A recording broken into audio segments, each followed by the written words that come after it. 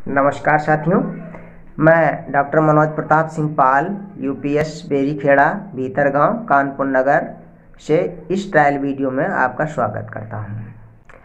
आज मैं बात करूंगा कृषि विज्ञान कक्षा 7 के प्रथम चैप्टर में मृदा विन्यास के बारे में। साथियों, सबसे पहले बताएंगे कि मृदा क्या होती है और इसके बाद डिफिनीशन और रिटन भी मैटर कुछ उपलब्ध कराएंगे।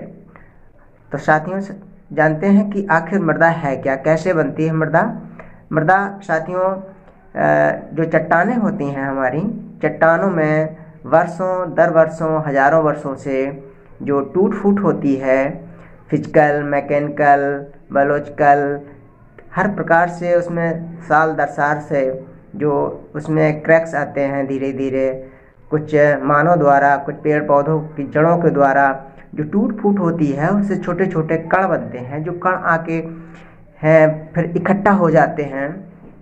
उन्हीं जो कणों से जो भूपर्पाटी का निर्माण हो जाता है, पौधों को आलम्बन देने में जो मदद मिलती है, इसी को बोलते हैं मृदा।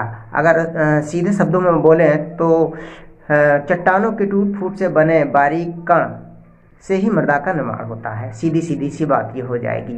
साथियों, बात करेंगे मृदा विन्यास को जानने से पहले मृदा के बारे में जान लेते हैं। साथियों, चट्टानों के टूट फूट से बने बारीक कणों से मृदा का निर्माण होता है, जिससे भूपर्पटी का निर्माण होता है और यही भूपर्पटी पौधों को आलंबन अथवा सहारा प्रदान करने। ये मृदा के कण आकार के अनुसार विभिन्न प्रकार के होते हैं। जैसे जो मोटे कण के आकार होते हैं उन्हें बालू के नाम से जानते हैं, उससे जो पतला होता है सिल्ट के नाम से जानते हैं, और जो सबसे महीन होते हैं उनको मृत्तिका के नाम से जानते हैं। साथियों, प्रायः ये कण गोलाकार होते हैं। साथियों, अब जानते हैं मृदा विन्यास का अर्थ। मृदा के इन कणों के साथ सज्जा या वितरण के प्रकार को ही मृदा विन्यास या मृदा संरचना कहते हैं। साथियों, ये मृदा के कण भूमि की ऊपरी सतह पर आकर एकत्र होते हैं और सॉइल प्रोफाइल का निर्माण करते हैं। साथियों, इनका देखा जाता है कि सॉइल का जो पार्टिकल्स हैं इनका अरेंजमेंट किस प्रकार का है, इसी को बोलते हैं मृदा विन्यास। साथियों, विभिन्न प्रकार के मृदा विन्यास होते हैं। साथियों, मृदा विन्यास का आखिर बीज के अंकुरण पर क्या प्रभाव पड़ता है? साथियों, भू परिष्करण अर्थात भूमि की जुताई, गुड़ाई, निराई इत्यादि ये कृषि क्रियाकलाप भू परिष्करण के अंतर्गत आते हैं। भू परिष्करण का सीधा प्रभाव मृदा कणाकार, जिसको सॉइल टेक्सचर कहते हैं, पर पड़ता है, परंतु बहुत ही कम पड़ता है। ये मान के चलिए नहीं पड़ता है। साथियों, जो भी प्रभाव पड़ता है वह मृदा विन्यास या गठन पर पड़ता है।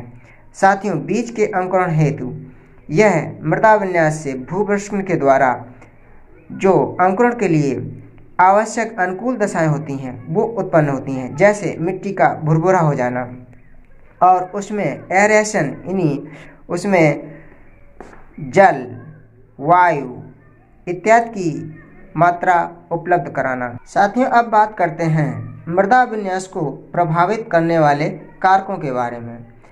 इसमें सर्वप्रथम आता है भू परिष्करण।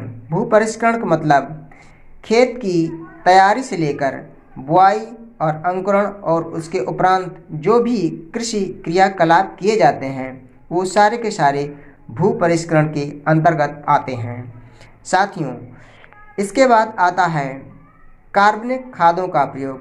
साथियों, कृषि कार्य में खेतों में कार्बनिक खाद, गोबर की खाद, हरी खाद, ढेंचा की खाद, सनई आदि का प्रयोग करना कार्बनिक खादों के अंतर्गत आता है।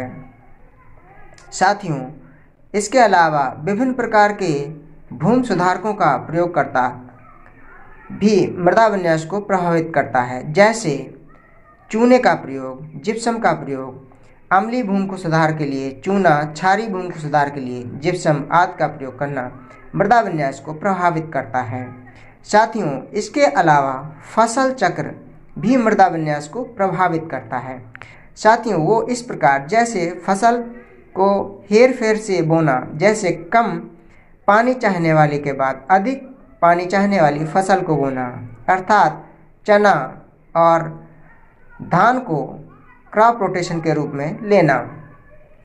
कम खाद चाहने वाली फसलों के बाद अधिक खाद चाहने वाली फसलों को बोना। इस प्रकार फसल चक्र के द्वारा मृदा विन्यास को मेंटेन कर सकते हैं। साथियों मिट्टी की दशा और किस्म कैसी है वो भी मृदा विन्यास को प्रत्यक्ष अप्रत्यक्ष रूप से प्रभावित करती है। साथियों जिसको मोटी बालू कहेंगे तो उसका मृदा विन्यास खराब होता है।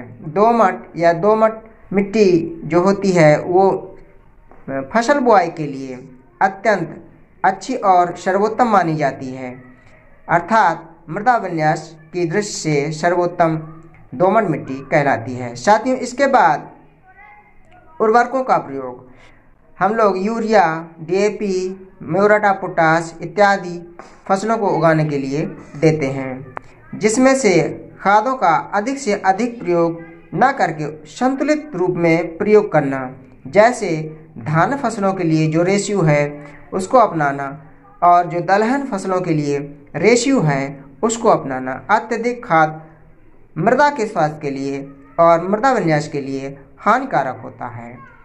और आखिरी है 7वां पॉइंट, जल निकास। साथियों जल निकास उत्तम होना चाहिए, जिससे मृदा विन्यास प्रत्यक्ष और अप्रत्यक्ष रूप से प्रभावित होता है। साथियों अब बात कर लेते हैं मृदा विन्यास आखिर कितने प्रकार का होता है। साथियों मृदा विन्यास 4 प्रकार का होता है। साथियों नंबर 1 स्तंभी मृदा विन्यास। साथियों स्तंभी में मैं थोड़ा डायग्रामेटिक बनाने की कोशिश करता हूँ। साथियों स्तंभी मृदा विन्यास में साथियों जो कॉलम्स बनते हैं वो खड़े खड़े इस तरीके से बनते हैं। इस तरीके से कॉलम के रूप में मृदा का इसमें अरेंजमेंट होता है। इस प्रकार जो मृदा का अरेंजमेंट होता है इसको स्तंभी मृदा विन्यास के नाम से जानते हैं। साथियों अब बात करते हैं तिर्यक या तिरछा मृदा विन्यास। तिर्यक मृदा विन्यास में साथियों कुछ कॉलम इस तरीके से बनते हैं, कुछ तिरछा रहता है। इसमें सॉइल पार्टिकल्स कुछ तिरछे रहते हैं, इसीलिए इसको तिर्यक मृदा विन्यास के नाम से जाना जाता है। नंबर 3 संहत या सघन विन्यास। सघन विन्यास में साथियों बहुत ही डेंस सॉइल पार्टिकल्स होते हैं, मृदा के कण बहुत ही सघन होते हैं, जो कि डायग्राम में इस प्रकार हो सकते हैं। विभिन्न प्रकार के कण होंगे लेकिन बहुत ही डेंस होंगे, इनके बीच में स्थान नहीं होगा। जो स्पेस है यहाँ भी सॉइल के पार्टिकल्स होंगे। इस प्रकार का जो सॉइल अरेंजमेंट होता है वो सघन या संहत विन्यास के नाम से जाना जाता है। अब साथियों बात करते हैं लास्ट में चौथे नंबर पर दानेदार या कणी विन्यास। साथियों यह सर्वोत्तम मृदा विन्यास होता है। इसके बीच में प्रॉपर स्पेस भी होता है और इसका डायग्राम इस प्रकार से हो सकता है।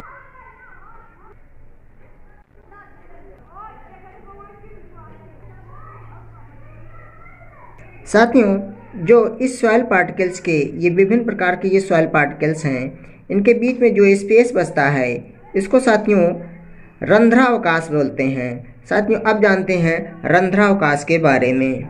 मृदा के कणों के मध्य जो अंतराल होता है, स्पेस होता है, उसी को रंध्रावकाश कहते हैं। अब इसका महत्व क्या होता है, इसके महत्व के बारे में भी थोड़ा सा समझ लेते हैं। साथियों पौधों को जल, वायु एवं पोषक तत्वों की उपलब्ध कराना इस रंध्रावकाश के माध्यम से ही संभव होता है। और नंबर 2 लाभदायक जीवों की संख्या में वृद्धि भी इसी रंध्रावकाश के ही द्वारा संभव हो पाती है।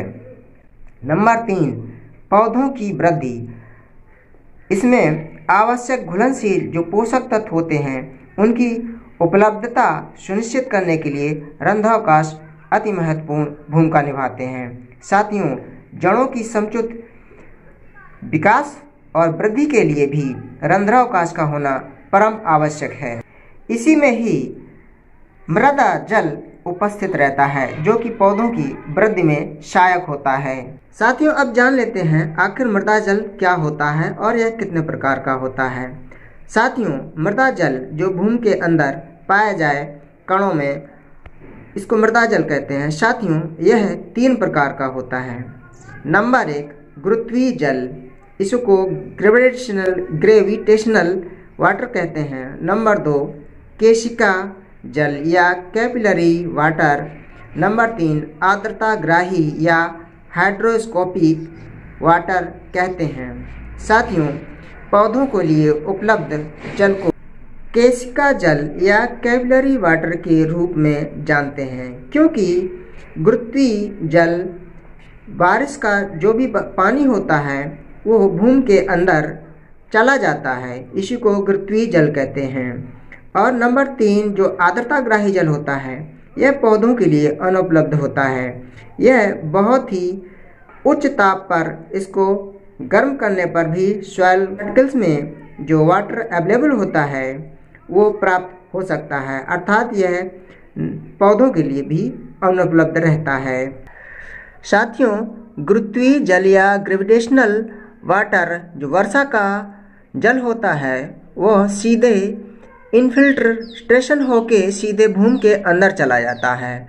बचा हुआ जल सीपेज के थ्रू नदी नालों के द्वारा बह जाता है और जो कि समुद्र इत्यादि में जाके मिलता है। और साथियों, यह जल वाष्प के रूप में परिवर्तित होकर बादल बनते हैं इसी से, और यही बादल बाद में इन्हीं बादलों का संघनन होके वर्षा होती है और वर्षा से के रूप में यह पुनः जमीन पर आके पानी बरसता है।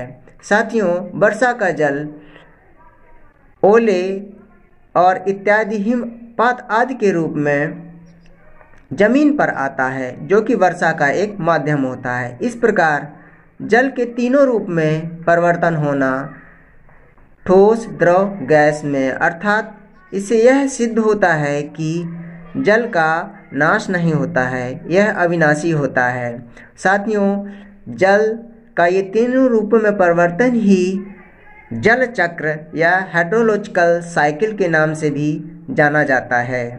साथियों, जल पौधों के लिए ही नहीं अपितु किसी भी जीव के लिए अत्यंत आवश्यक होता है, इसलिए कहा जाता है जल ही जीवन है। साथियों, बात करते हैं मृदा जल जो होता है वर्षा के द्वारा जो इन्फिल्ट्रेशन इत्यादि के माध्यम से बह जाता है, आखिर इसको वर्षा के जल को कैसे रोका जा सकता है, कैसे इसका कंजर्वेशन किया जा सकता है। साथियों, मृदा जल का भूमि संरक्षण किन किन विधियों के माध्यम से किया जा सकता है, इसको थोड़ा थोड़ा जान लेते हैं।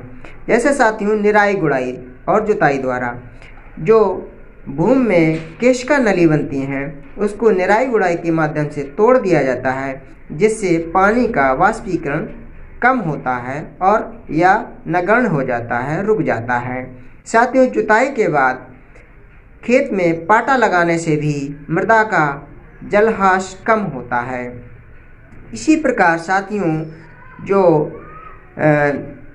मोटी बालू या बलुई जमीन होती है उसमें जैविक खादों का प्रयोग करके भी मृदा जलहास को कम किया जा सकता है। साथियों, अन्यत्र उपाय है मल्चिंग, अर्थात पुआल इत्यादि का भूमि की ऊपरी सतह पर डालकर भूमि की ऊपरी सतह प्रयोग करके मल्चिंग के माध्यम से मृदा जल के हास को रोका जा सकता है। अन्यत्र उपाय में फसल चक्र है। साथियों, इसमें अधिक जल चाहने के बाद कम जल चाहने वाली इस प्रकार फसल को हेर-फेर से बोकर ही मृदा जल का उपयोग किया जा सकता है, जिससे मृदा जल का भूमि में संरक्षण हो सकता है। अब साथियों, बात करते हैं वर्षा जल के बारे में। वर्षा जल को नष्ट होने से बचाने के उपाय। साथियों, इसमें सबसे पहले करते हैं खेत में कंटूर बनाते हैं, समतलीकरण करते हैं, अर्थात मेड़बंदी करते हैं, जिससे वर्षा का पानी खेत में ही रहे, बाहर ना बहे।